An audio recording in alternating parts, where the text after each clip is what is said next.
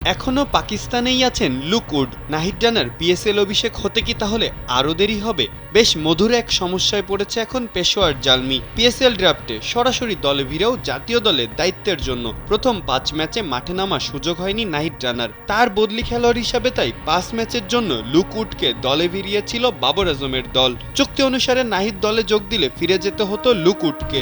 গত 27 এপ্রিল দলের সাথে যোগ দিয়ে অনুশীলন করতে দেখা যায় নাহিদ রানাকে, তবে মাঠে আর নামা হয়নি তার। লুক উডই খেলেছিলেন সেই ম্যাচে। ফ্র্যাঞ্চাইজি ক্রিকেটের নিয়ম অনুসারে একটা দল সর্বোচ্চ 4 জন বিদেশি খেলোয়াড়কে একাদশে রাখতে পারবে। 2 বিদেশি batter Tom কোহলার, ক্যাডমোর R Mitchell when নিজেদের জায়গাটা শক্ত করে ফেলেছেন। এদিকে বল হাতে আগুন ঝরাচ্ছেন ক্যারিবিয়ান পেসার আলজারি জোসেফ। সবশেষ 2 ম্যাচেই নিয়েছেন 3টি করে উইকেট। নাহিদ রানা চলে আসায় ফিরে যাওয়ার কথা ছিল লুক উডের, তবে ইনস্টাগ্রামে তার শেয়ার করা ছবিগুলো দেখেই অনুমান করা যায় এখনো পাকিস্তানেই আছেন তিনি। আজই শেয়ার করেছেন মিচেল ওয়েনের সাথে টেনিস খেলার একটা মুহূর্ত।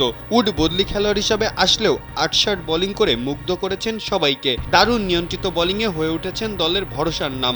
এত সমীকরণ মিলিয়ে এখন তাই প্রশ্ন একটাই, একাদশে জায়গা পাবেন তো নাহিদ রানা? তাই ভক্ত সমর্থকেরা অধীর আগ্রহে চেয়ে থাকবেন শুক্রবার রাত 9টায় পেশোয়ারের ম্যাচটার দিকে।